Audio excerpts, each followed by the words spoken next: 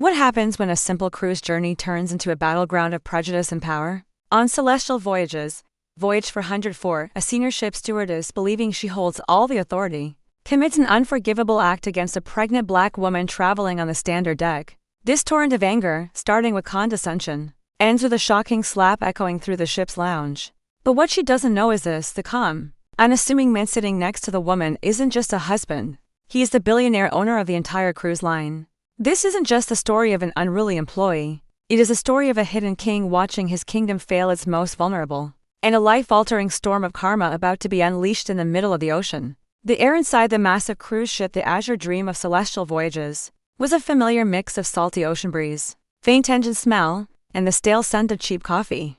For Dr. Jasmine Hayes, 6 months into a precious and difficult pregnancy, this long Panama Canal crossing extending from Miami to Los Angeles was a mandatory ordeal. It was their baby moon, a final quiet escape before their world would be joyfully upended by the arrival of their first child. Jasmine settled into her lounger on the middle deck, number 3 for B, which she had insisted on so her husband could be on the L side, and she could lean on him and feel safe. She was wearing a comfortable bright blue maternity dress. Her husband, Marcus Thorne, slid into 30 for C with a practiced ease that hid his stature in the world. To anyone glancing, he was just a tall, well-built man in a simple bright blue hoodie and jeans. His face was calm as he scrolled through a market report on his phone. There was no flash, no entourage. The platinum gleam of his simple wedding band was the only hint of a life beyond the ordinary. For Marcus, traveling in the standard class of his own cruise line was a non-negotiable ritual, a secret shopper experience that kept him grounded and his multi-billion-dollar company honest. He called it tasting his own cooking. However, today he wasn't looking for service flaws. He was just a husband taking his wife on vacation. Jasmine shifted, trying to find a comfortable position for her swollen ankles. She was a pediatric surgeon, a woman accustomed to grueling 16-hour shifts, life-or-death decisions, and maintaining grace under unimaginable pressure. But pregnancy was a different kind of endurance test. She flagged down a passing ship steward, a young man with kind eyes and a name that read Caleb. "Excuse me," she said, her voice soft but clear. "Could I get a small pillow for my back and perhaps a bottle of water?" "Of course, ma'am," Caleb said with a genuine smile. "Let me see what I can find for you. Congratulations, by the way." He nodded respectfully toward her belly before hurrying toward the galley. A moment later, a different figure appeared in the aisle. She was an older woman with blonde hair pulled into a severe, tight bun and a name that read Patricia Higgins. Her face was a mask of strained professionalism. Her lips were a thin, unsmiling line. Patricia was a senior stewardess with over 20 years of service, a tenure that had calcified her patience into a brittle shell. "Your bag needs to go completely under the seat in front of you," she said sharply. Looking not at Jasmine but at the small tote bag near her feet, Jasmine looked down. The bag, containing her prenatal vitamins, a book, and a snack, was already mostly under the lounger. "Oh, sorry," she said, nudging it a bit further with her foot. "It's just a bit difficult to bend over right now." Patricia's eyes flickered to Jasmine's pregnant belly, and a flicker of something not sympathy, but annoyance. A spark of anger crossed her features. "Maritime safety rules are not optional, ma'am. It must go all the way under, not halfway. We cannot leave the port until the deck is secure." Marcus lowered his phone, his calm expression tightening slightly. "She pushed it as far as it will go. It's not blocking the passageway." Patricia's gaze shifted to Marcus, dismissing him instantly as just another passenger in a hoodie. "Sir, I am in charge of the safety of this deck. The bag must be fully stowed." Her tone was final. With a sigh, Jasmine leaned forward, a wave of dizziness washing over her as she contorted her body to shut the bag the final inch. She sat back up, breathing heavily, and placed a hand on her belly. Marcus put a comforting hand on her knee, drawing slow circles with his thumb. He caught Patricia's eye before she turned and stalked away without another word. His expression was unreadable. Caleb returned a few minutes later with a pillow and 2 bottles of water. "Sorry for the delay," he said warmly. "Here you go. If you need anything else at all, please let me know."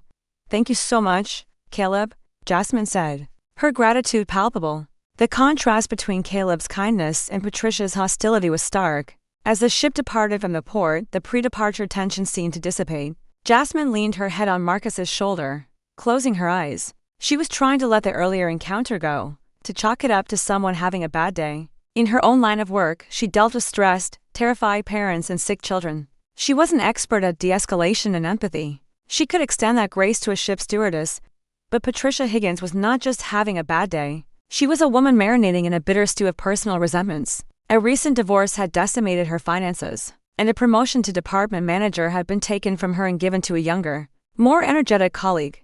In her mind, the world was cheating her, and her prejudice, long simmering beneath a veneer of corporate training, was beginning to boil over. She saw Jasmine, a poised, eloquent black woman, clearly well off enough for a vacation even if sitting on the standard deck, and felt an irrational spike of animosity. An hour into the voyage, during the beverage service, the trouble reignited. When the service cart reached their row, Patricia was serving something to drink. She asked, her voice clipped, addressing the passenger at the window seat. When she got to Jasmine, she didn't even make eye contact. "Could I please have some cranberry juice and another bottle of water?" Jasmine asked. Patricia paused, her hand hovering over the cans. "Since we are post-service, water was now an extra charge," Marcus interjected, his voice still even. "We are in the middle of the beverage service, and my wife is pregnant. I'm sure you can make an exception for a bottle of water." Patricia finally looked at him, her eyes cold. "Company policy, sir. One complimentary beverage. Water is included in that. If you want a second bottle, you'll have to purchase it." She was being deliberately obtuse, weaponizing a petty rule. Caleb, working the other side of the cart, overheard. He quickly grabbed a bottle from his side. "It's no problem at all," he said, handing the bottle directly to Jasmine with an apologetic glance. "Here you go, ma'am. Stay hydrated." Patricia shot Caleb a look of pure venom, a silent promise to report him later. She slapped a plastic cup full of cranberry juice onto Jasmine's tray table, with enough force to make it slosh. "Enjoy the voyage," she said, the words dripping with insincere courtesy. Before aggressively pushing the cart down the aisle, Marcus watched her go, his jaw tight. He squeezed Jasmine's hand. "Are you okay, honey?" Jasmine nodded, but a knot of anxiety was forming in her stomach. It wasn't just rudeness. It felt personal and targeted. She had faced racism before. The subtle slights in the hospital boardroom. The surprised looks from patients when they realized she was a lead surgeon. But this felt different.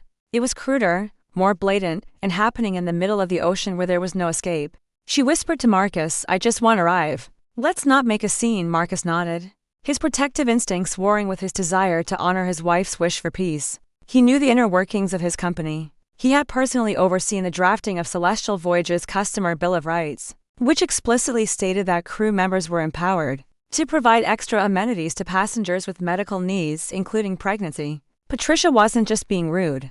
She was actively violating the very spirit of the company he had built. He made a mental note of her name, Patricia Higgins. Voyage number, date. The reckoning would come, but he would not allow it to spoil this trip for Jasmine. He would handle it quietly, professionally after they landed. He had no idea how wrong he was. The situation was far from over. In fact, the slight turbulence was about to turn into a full-blown Category 5 hurricane, and they were sitting directly in its path. The next 2 hours passed with a tense, manufactured peace. Jasmine tried to read, but the words swam on the page. She could feel Patricia's eyes on her every time the stewardess walked down the aisle. It was a heavy, judgmental gaze that made the hair on her arm stand up.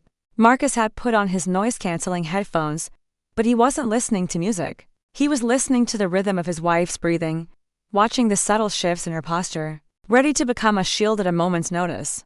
The final approach to the port of Los Angeles had begun. The captain's voice crackled over the speakers, announcing their approach and instructing the cabin crew to prepare for docking procedures. This was Patricia Higgins' domain, the time when her authority was absolute. She began her final sweep of the passenger lounge, her movements sharp and aggressive. When she reached row 34, her eyes immediately zeroed in on Jasmine. A life vest drill was being conducted as per the mandatory security protocol. While the ship was docking, "Mum, your life vest," she snapped. "It needs to be fastened securely." Jasmine looked down. Her life vest was fastened, but she was using an extender belt provided by the ship staff to accommodate her baby bump comfortably and safely. It was buckled low across her hips just as the instruction card showed. "It is fastened," Jasmine replied calmly, pointing to the buckle. "I'm using the extender they gave me." Patricia leaned in, her face uncomfortably close. Her voice dropped to a low, condescending hiss that was somehow louder than a shout. "That's not what I mean. It needs to be tight. It's loose. I can see a gap." She gestured dismissively at the belt. "If we hit a rough wave during docking, you'll fly right out of your seat. It needs to be snug against your condition." The word condition dripped with disdain, as if Jasmine's pregnancy was an inconvenience she had brought on board specifically to annoy her. Marcus removed his headphones. "The belt is fastened according to the instructions provided with the extender." Tightening it further would put undue pressure on her abdomen, which is against medical advice for pregnant women. His voice was dangerously quiet, like the low rumble of thunder gathering on the horizon. Patricia ignored him, her focus entirely on Jasmine. I don't need a medical lesson from you, sir. I need compliance. Ma'am, she said, her voice rising in pitch. I am giving you a direct instruction from a crew member. Tighten your life vest now, or I will radio the captain and have you escorted off the ship by port security for non-compliance. The threat hung in the air, audacious and absurd. Several passengers nearby turned to stare, their expressions a mixture of confusion and alarm. The student vlogger in seat 35A, a young man named Jax, discreetly propped his phone against the window, angling the camera just right. He sensed the drama brewing and hit record. Jasmine's medical training and natural composure took over. She would not be baited into an argument. I understand your concern for safety, she began, her tone even and professional. But let me assure you, this is the safest way for me and the baby to be buckled. The extender is designed to sit low on the hips, not to constrict the stomach. If you'd like, you can consult your own company's guidelines for pregnant passengers. She hadn't raised her voice. She hadn't been disrespectful. She had stated facts calmly and clearly. But for Patricia Higgins, this wasn't about safety. It was about power.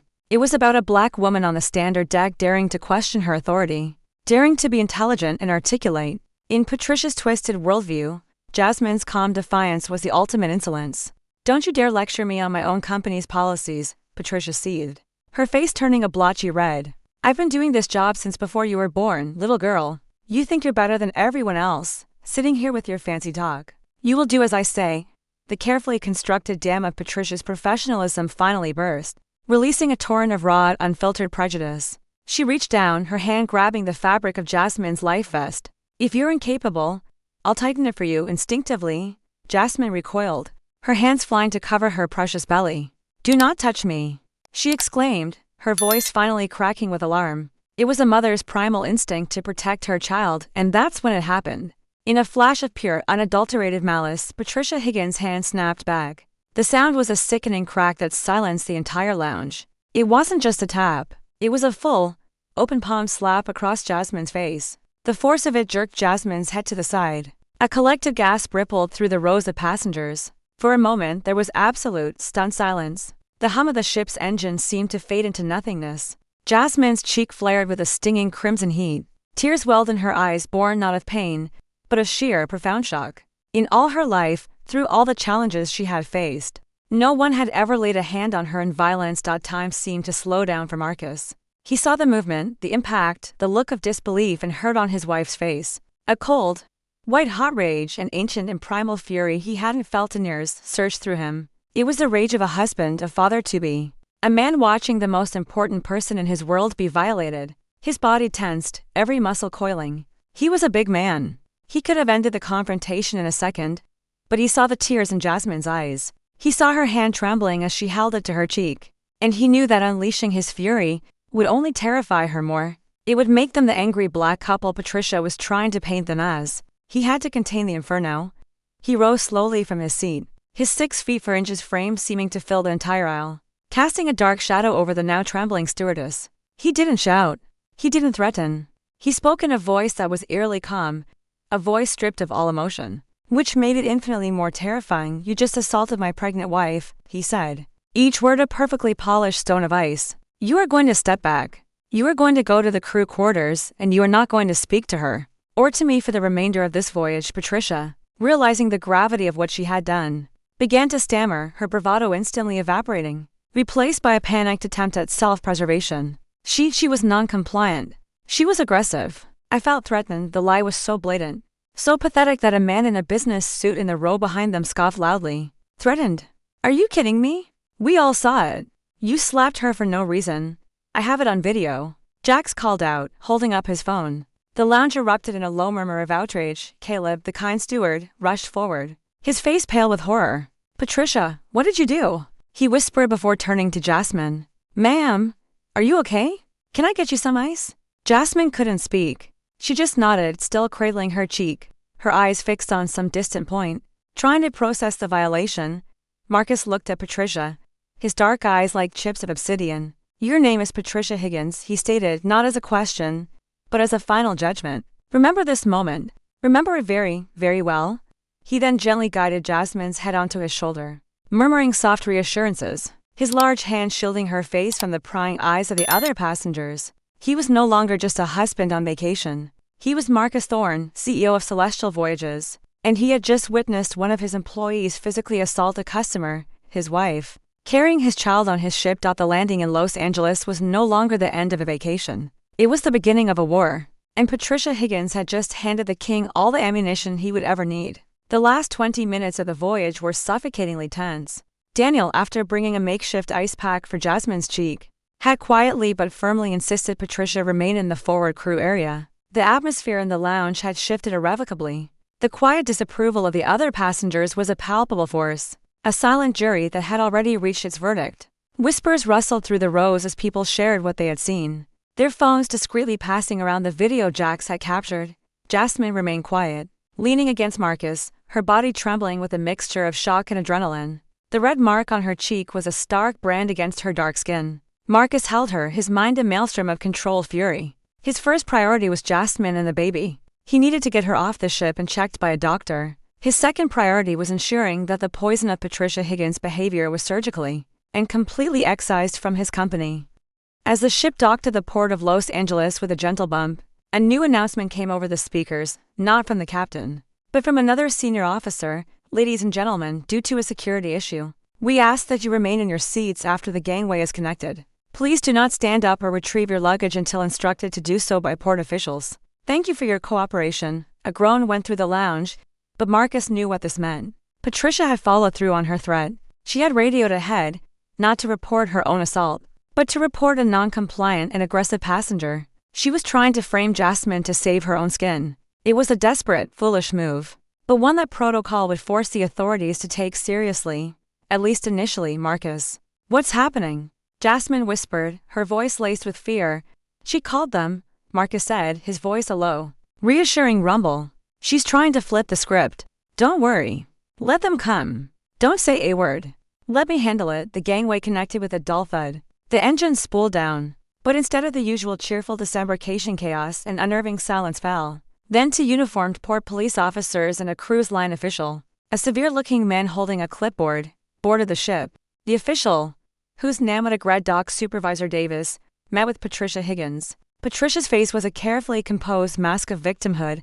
Thank you for getting here so quickly, she said, her voice trembling with manufactured fear. It's the woman in 3 for B. She became verbally abusive and belligerent when I tried to enforce safety regulations. She refused to wear her life vest correctly. When I tried to assist her, she became physical. I was afraid for my safety and the safety of the lounge. It was a masterful performance of lies delivered with the practiced ease of someone who had done it before.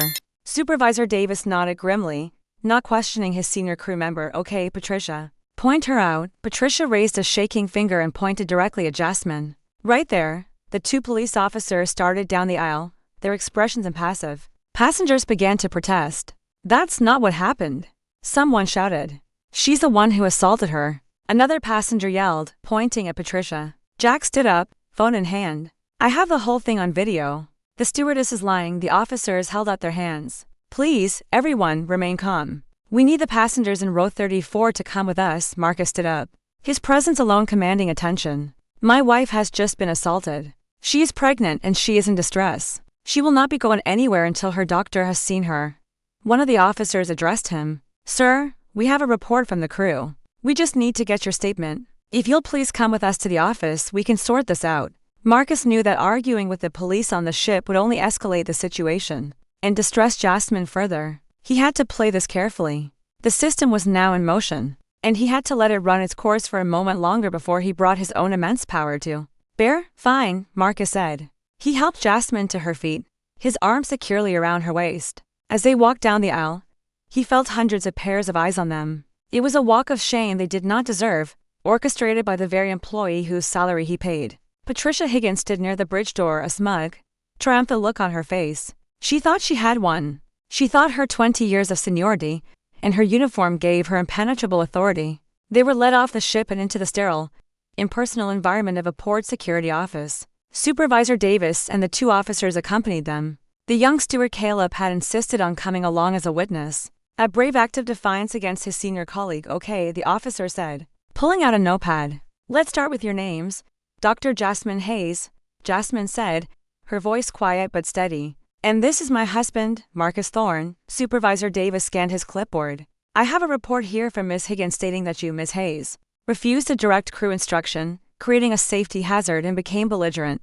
Before Jasmine could respond, Marcus held up a hand.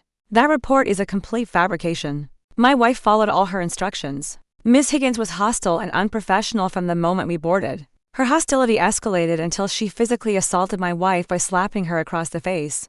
Kayla quickly interjected. He's telling the truth. I saw it, so did half the lounge. Patricia was completely out of line. She targeted them from the start.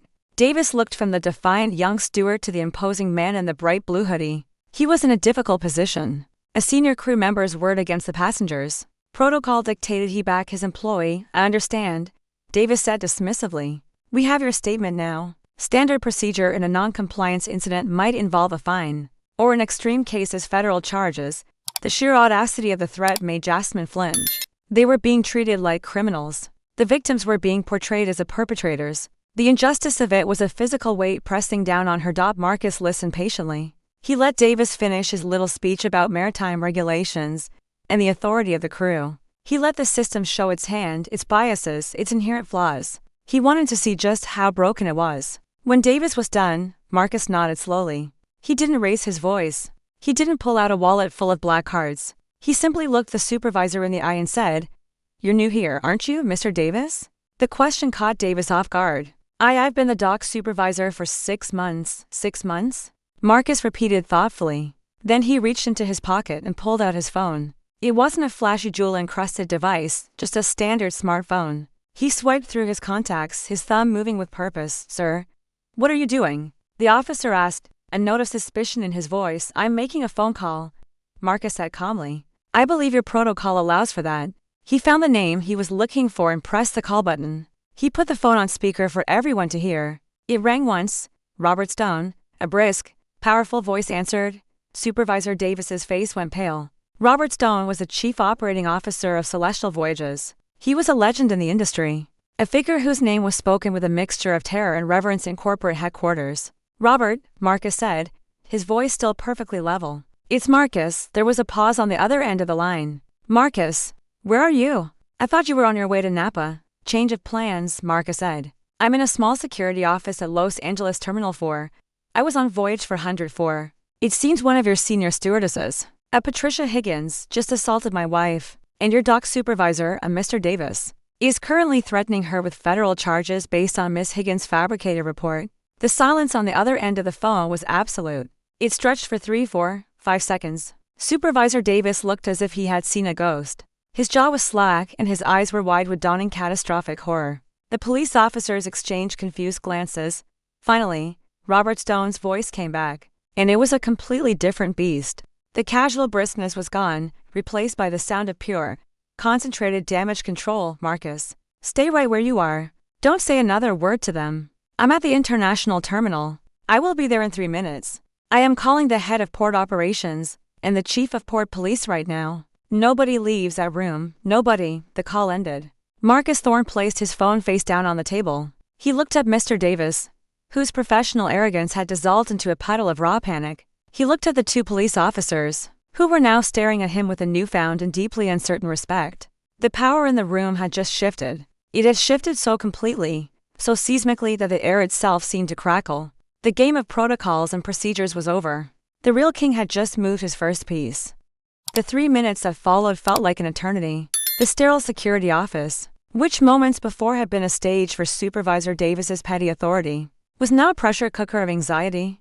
Davis was sweating profusely, dabbing at his forehead with a trembling hand. He kept opening his mouth to speak, to apologize, to explain, but no words came out. The 2 police officers stood awkwardly by the door. Their entire demeanor changed. They were no longer dealing with a belligerent passenger in a hoodie. They were dealing with a man who could summon the highest echelons of corporate and port authority. With a single phone call, Jasmine, though still shaken, felt a sense of surreal vindication. She watched her husband, who had so successfully hidden his immense power for the sake of normalcy, finally let the mask slip. He wasn't being arrogant or boastful. He was simply using the tools at his disposal to protect his family. When the system designed to do so had failed spectacularly, The door burst open. Robert Stone, a man in his late 50s with silver hair and a brutally tailored Italian suit, strode in. His face was a thundercloud of controlled fury. Behind him were two other people, a woman in a sharp business suit, whom Marcus recognized as Sophia Cruz, the general manager of LAX operations for Celestial, and a high-ranking port police captain whose brass insignia gleamed under the fluorescent lights. Robert's eyes immediately found Marcus and Jasmine. He bypassed everyone else as if they were furniture. "Jasmine, are you all right?" he asked, his voice filled with genuine concern. He had known the couple for years. "We need to get you to a doctor right away." He then looked at the red mark still visible on her cheek, and his face hardened into granite. He turned his gaze upon Davis. "You?"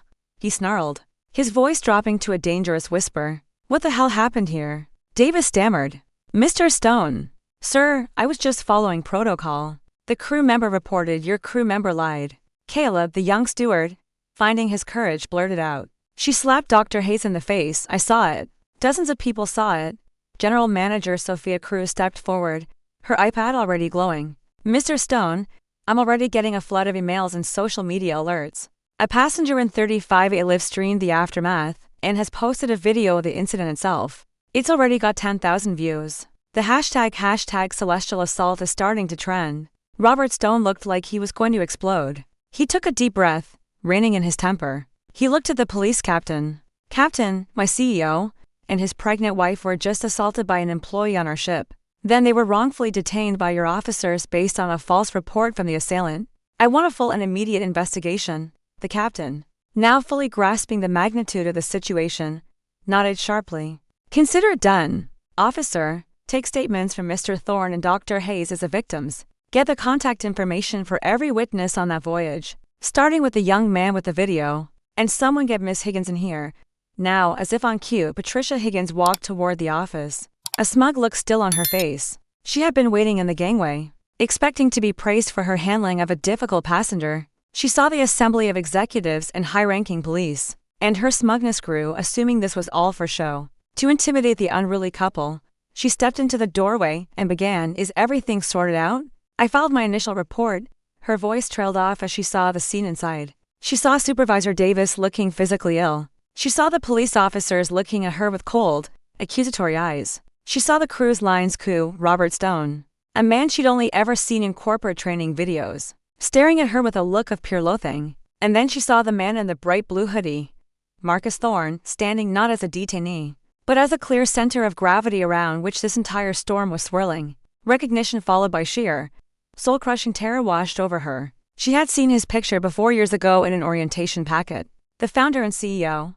The man who signed every one of her paychecks. The man whose company philosophy she had just spat on before assaulting his wife. The color drained from her face. Her legs felt weak. The world tilted on its axis. Double quotes Miss Higgins, Robert Stone said, his voice lethally soft. "Mr. Thorne is our CEO.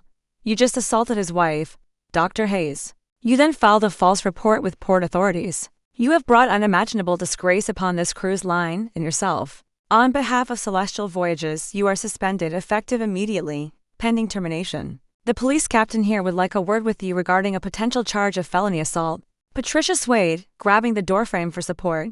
"No," she whispered, her mind refusing to process the reality. "No, I didn't know." Marcus finally spoke, his voice resonating with cold, hard authority. "That's the entire point, Miss Higgins. It shouldn't matter who I am. It shouldn't matter who my wife is. You shouldn't have to know someone as the owner of the company to treat them with basic human decency and respect. You should do it because they are a human being, a passenger who entrusted their safety to you, a pregnant woman. You failed on every single level, not just as an employee, but as a person." He then turned to his crew. "Robert, I want this handled by the book, but I want it handled mercilessly. I want our entire training program for customer-facing employees from top to bottom gutted and rebuilt.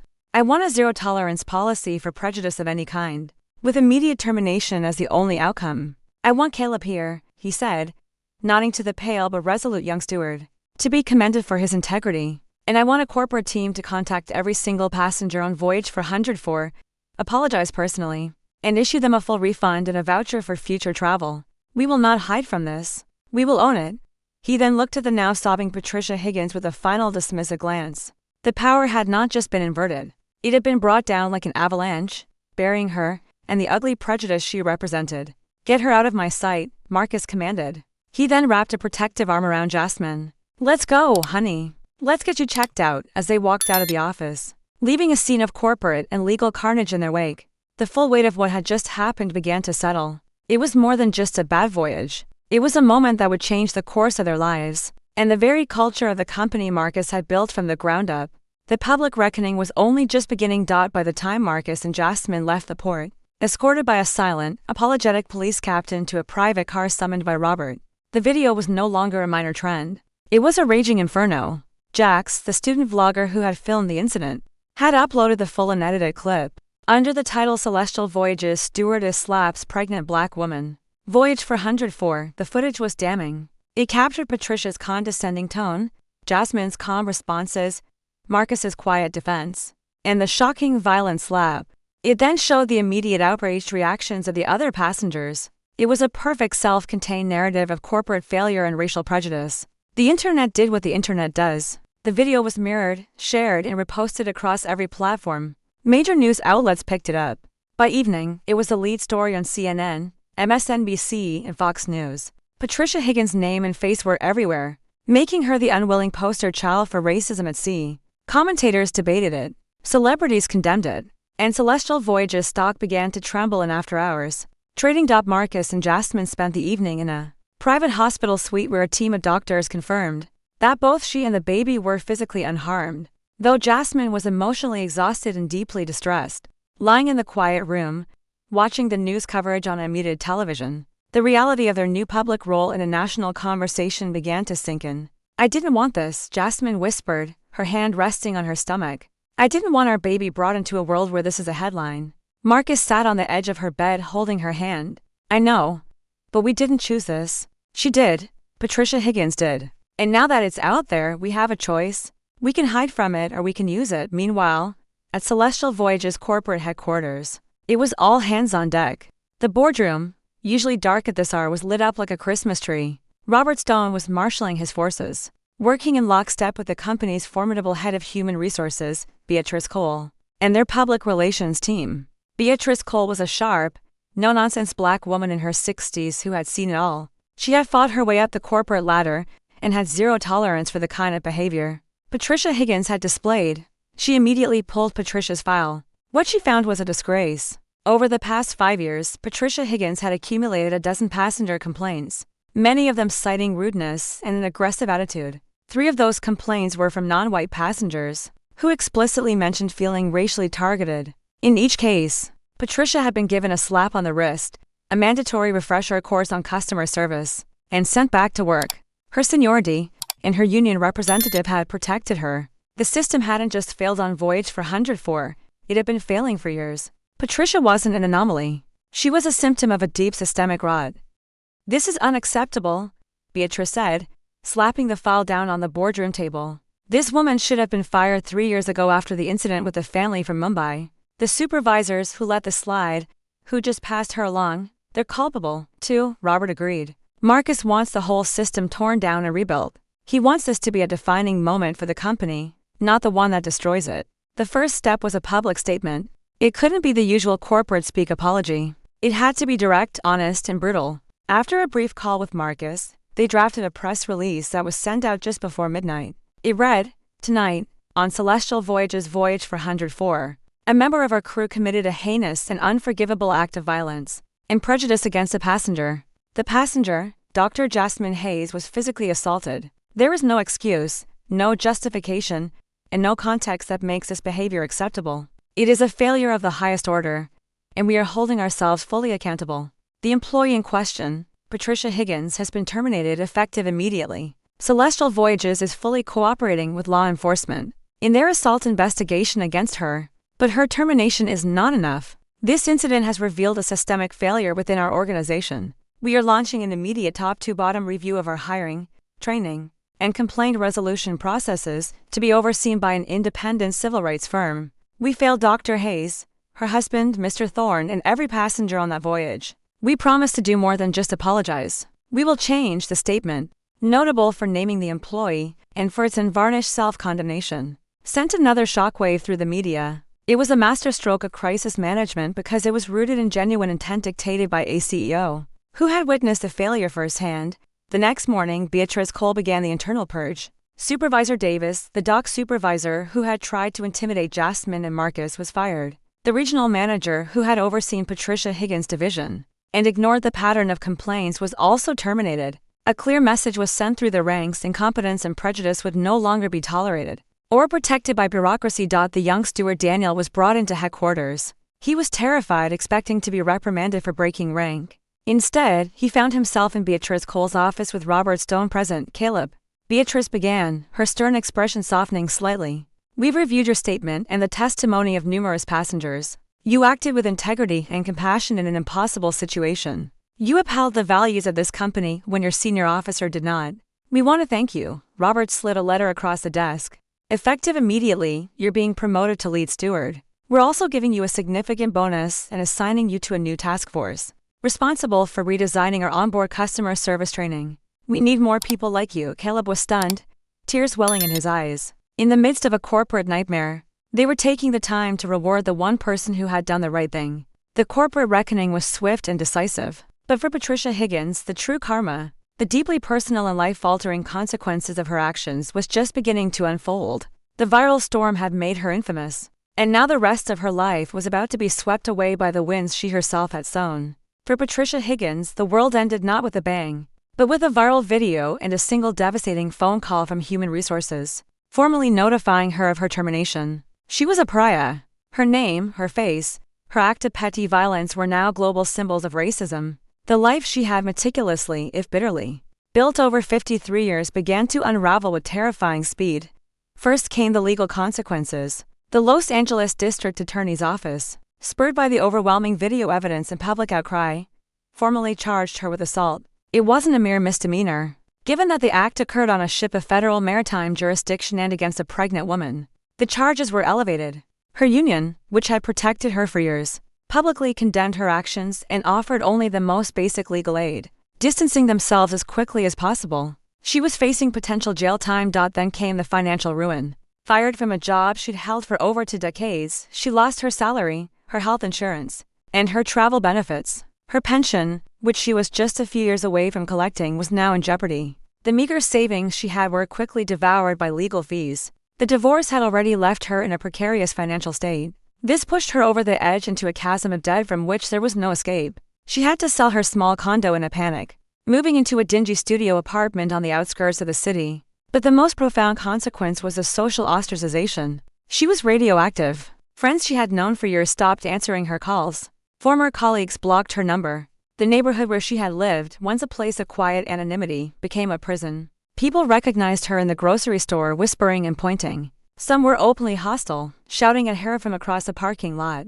She became a prisoner in her own home, the blinds drawn, terrified to go outside. The media was relentless. Journalists camped outside her apartment building. Tabloid reporters dug into every corner of her life, unearthing her financial troubles, her messy divorce, and the previous complaints filed against her at the cruise line. They painted a picture not of a monster, but of something almost worse, a pathetic, bitter woman whose deep-seated prejudices fueled by personal failures had finally erupted. In a pathetic act of violence, there was no sympathy for her. One evening, desperate and alone, she called her estranged sister, Karen, the only family she had left. "I don't know what to do, Karen," she sobbed into the phone. "My life is over. It was one mistake. One moment of stress." Her sister's reply was cold and sharp. "One mistake? No, Patty, this is who you've always been. I've heard your little comments for years. The way you talk about people who aren't like you, the resentment, the bitterness. What happened on that ship wasn't a mistake. It was a revelation. It was the real you for the whole world to see. You weren't stressed. You were hateful. You just happened to do it to the one person on earth who could hold you accountable in a way no one else ever could." The call ended. The final bridge had been burned. This was the hard karma Jasmine and Marcus had never asked for, but which the universe, in its own brutal calculus, had delivered. It wasn't just about losing a job. It was the complete and total demolition of a life built on a rotten foundation of prejudice and resentment. Patricia had spent years cultivating a tiny, pathetic kingdom in the Isle of a ship, where her uniform gave her a sliver of power over others. She had used that power not to serve, but to bully. And her final act of tyranny was against the one person whose husband owned the entire world. She inhabited. While Patricia's life imploded, Marcus and Jasmine were navigating a different kind of fallout. They were inundated with media requests and messages of support. They chose to give one exclusive interview to a respected journalist on national television. Jasmine spoke with the same poise and grace she had shown on the ship. "This was never about revenge for me," she said, her hand resting on her belly. "It's about ensuring this doesn't happen to anyone else. A person's dignity should not be dependent on their seat number or the color of their skin. What happened to me was ugly and shocking. But the real tragedy is that it happens every day in less dramatic ways to people who don't have a voice, who don't have a video, and who aren't married to the CEO of the cruise line." Sitting beside her, Marcus announced the formation of the Celestial Travel Dignity Foundation, funded with a $50 million personal endowment. Its mission was to partner with civil rights organizations to combat discrimination in the travel industry, fund diversity and inclusion training programs, and provide legal aid to victims of prejudice. They were turning their trauma into a catalyst for change. They were using their immense power and privilege not for retribution, but for reconstruction. The contrast between their response and Patricia's self-destruct could not have been more stark. She had been consumed by her hatred. They were transforming it into a legacy of progress. Patricia Higgins eventually pleaded guilty to a lesser charge, avoiding jail time but receiving a lengthy probation and a permanent criminal record. That made her unemployable in any customer-facing industry. The last anyone heard, she was working a night shift stocking shelves at a warehouse on the outskirts of the city, anonymous, invisible, and stripped of the uniform and authority that had been the only sources of pride. In her hollow life, her name became a cautionary tale in airline and cruise line training manuals, a verb for the ultimate career suicide. She hadn't just been fired. She had been erased 6 months after the incident on Voyage for 104. The world had, for the most part, moved on. The news cycle had churned through a dozen other outrages, and the hashtag Celestial Assault was a distant memory. But for the people at the center of the storm, the changes were permanent and profound. Celestial Voyages was a transformed company. The Travel Dignity Initiative had become the new backbone of its corporate identity. The independent civil rights firm Marcus had hired had completed its audit, and its recommendations were implemented without hesitation. The entire senior management team had to undergo intensive anti-bias training. Hiring practices were overhauled to prioritize empathy and emotional intelligence, as much as technical skill. A new anonymous complaints system routed directly to Beatrice Cole's office was created, empowering both employees and passengers to report misconduct without fear of retribution. The company's reputation, after the initial staggering blow, had slowly and steadily recovered. They had not run from the scandal. They had embraced it as a crucible. They were now seen as a leader in corporate accountability. Their stock price had rebounded and surpassed its previous highs. Marcus Thorne's handling of the crisis was being taught as a case study in business schools. The young steward Caleb was thriving. His role on the new training task force had given him a purpose he'd never imagined. He traveled the country speaking to new hires, using the story of Voyage for 104 and his small part in it as a powerful lesson in integrity. He was a living example of the company's new ethos: do the right thing, especially when it's hard. On a warm spring afternoon in Los Angeles, Jasmine Hayes lay in a hospital bed, not as a patient in distress, but as a new mother. Cradled in her arms, wrapped in a soft white blanket, was her son, Elijah Hayes Thorne. He was healthy, beautiful, and blessedly unaware of the turbulence that had preceded his arrival. Marcus sat by the bed, his finger captured in his son's tiny and possibly strong grip. The anger he had felt on that ship, the cold, protective rage, was gone, replaced by a wave of love so vast it felt infinite. He looked at Jasmine, her face glowing with a tired but blissful radiance, and he knew with absolute certainty that he would have burned the world down for them. But he was glad he hadn't had to. Instead, he was helping to rebuild a small piece of it. "He looks like you," Jasmine whispered. Smiling, "He has your strength," Marcus replied, his voice thick with emotion. Later that evening, as Elijah slept peacefully in a bassinet beside the bed, Marcus stood by the window looking out at the sprawling city lights. His phone buzzed with a message from Robert Stone. It was a photo of the first graduating class of stewards from the new training program. They were a diverse, bright-eyed group, and in the center of the photo, beaming, was their instructor. Caleb, a single act of malice on a Tuesday afternoon voyage, had set off a chain reaction of consequences that no one could have predicted. It had destroyed one life built on bitterness and, in a strange and powerful way, had enriched and redefined countless others. It had forced a reckoning that was long overdue. Marcus put his phone away and went back to his wife's side. He placed a gentle hand on his son's head. This was all that mattered. The boardrooms, the stock prices, the headlines. They were all just tools. Tools to build a world safe enough for this tiny, perfect life. The voyage had been a nightmare. But the final approach here in this quiet room was peaceful. They were home, and they were just beginning. This story is a powerful reminder that the true measure of a person isn't the power they wield, but how they treat those they believe have none. Patricia Higgins' prejudice led to her downfall, but it was the quiet dignity of Dr. Jasmine Hayes and the decisive, responsible actions of Marcus Thorne that truly defined the outcome. It shows us that karma isn't always a mystical force. Sometimes it's a direct result of our choices colliding with a reality we can't see. The world is full of hidden kings and queens, people of immense character and influence traveling among us. How we treat them and everyone else is a reflection of who we truly are. If the story of justice, accountability, and the incredible power of doing the right thing resonated with you, please give this video a like and share it with someone who needs to hear it. Don't forget to subscribe to the channel and hit the notification bell for more real-life dramas and powerful stories. Thank you for listening.